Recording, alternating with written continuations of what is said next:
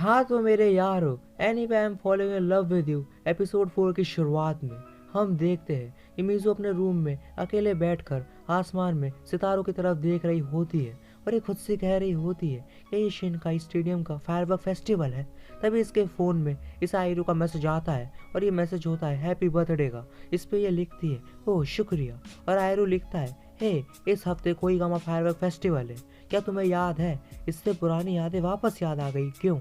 इस पे अब ये मन में कह रही होती है मुझे आज भी बहुत अच्छे से याद है कि 10 साल पहले मैंने किसी के साथ ये फेस्टिवल देखा था और ये मुझे बहुत अच्छा लगा था। इस पर हम नेक्स्ट सीन में देखते हैं जहाँ एक लड़का ट्रेन में मीजू को हाथ पकड़े हुए होता है और ये कह रहा होता है चलो चलते हैं, लेकिन बस तुम और मैं ही चलेंगे। और ये कोई और नहीं बल्कि अपना भाई किजुकी होता है और मीजो जिस पे शर्मा जाती है और जिस पे अब ये मीजो का हाथ पकड़ के इसे यहाँ से कहीं लेके जाने लगता है। इस पर शिन और बाकी सब इन्हें ऐसे देखकर एक दूसरे से कह रहे होते हैं कि किजुकी बचपन से ही मीजुओ को इम्प्रेस करने के पीछे पड़ा रहता है और ये सब आपस में हंस रहे होते हैं। इस पर शिन कहता है इसमें हंसने वाली क्या बात है हाँ, और आयरू शुगु मेरे पीछे आओ। इस पे दोनों कहते हैं ठीक है।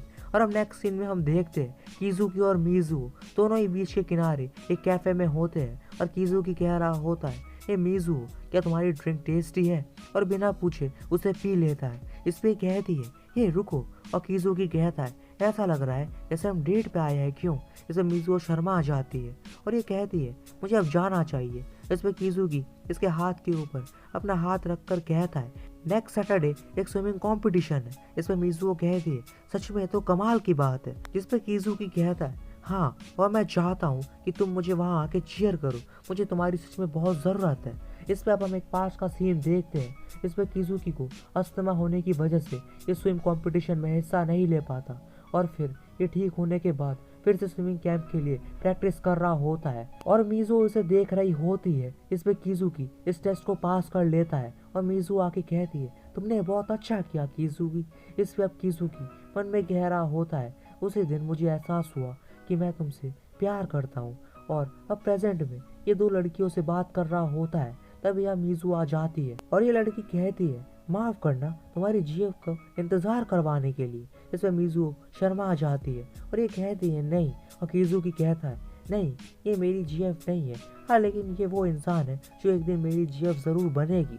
इसमें मीजू शर्मा आ जाती है और ये मन में कह रही होती है जब मैं किजुकी के साथ होती हूँ मेरा दिल बहुत तेज धड़कने लगता है। और दूसरी तरफ हम देखते हैं कि अपना शिन इतना ज्यादा सीरियस होके यहाँ पे बुक स्टोर में आया होता है। इस पे शुको कहता है मुझे पता है तुम अचानक पढ़ाई पे इतना ध्यान देने क्यों लग गए।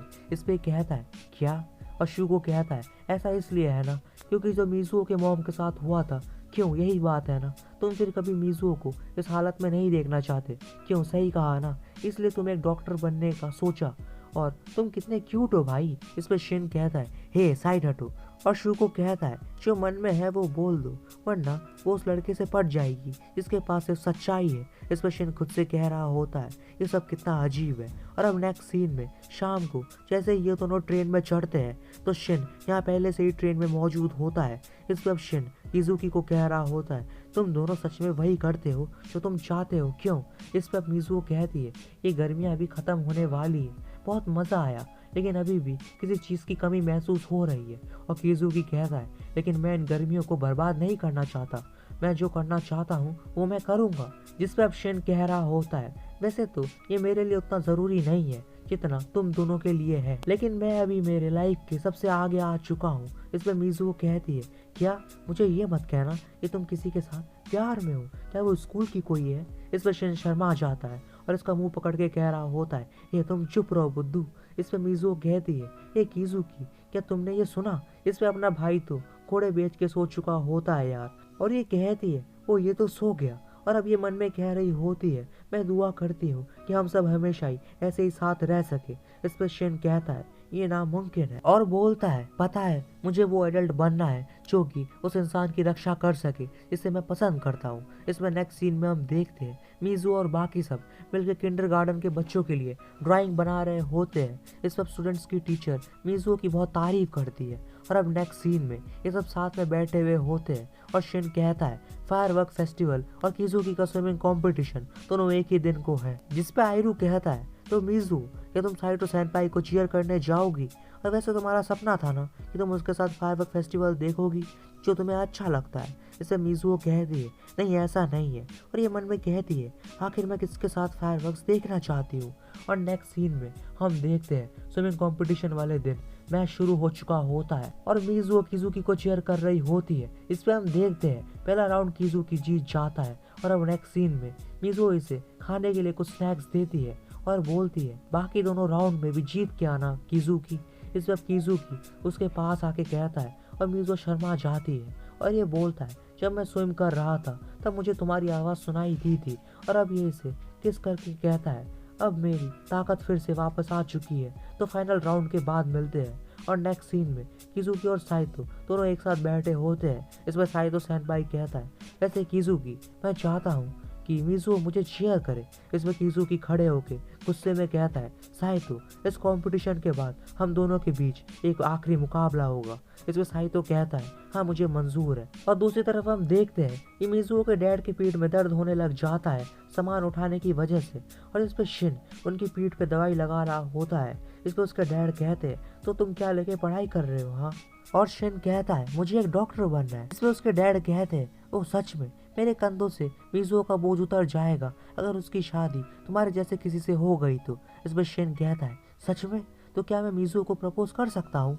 और अब नेक्स्ट सीन में रात को सभी लोग एक साथ होते हैं और शुगो कह रहा होता है, वैसे किजुकी आखिरकार क्या कर रहा है? फायरवर्क फेस्टिवल शुरू होने वाला है यार।